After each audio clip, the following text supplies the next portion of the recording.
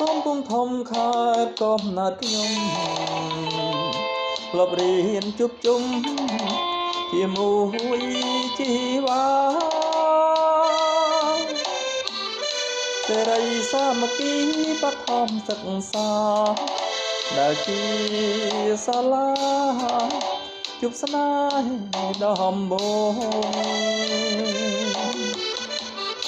បឋមសិក្សាសេរីសាមគ្គីអនុស្សាវរីយ៍ជាមួយនួនល្អព្រឹកប្រឡែងលែងសប្បាយកូនឡងមិត្តភក្តិប្អូនមកបងអាប់គ្នាលេងដើមច័ន្ទគិរីមលុបល្អចាពីភ្លេសាលាដើមធំត្រៃឡាចេញលេងម្ដងគ្មានអ្វីចំបានរត់លេងប្រឡាយក្រំច័ន្ទគិរី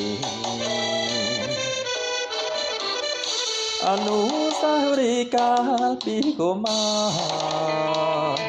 នឹកឃើញកាលណារីករាយពេកក្រៃលបរៀនរួមគ្នាថ្នាំងជាមួយថ្លៃដល់ធំពេញវ័យស្រីរីកាបាត់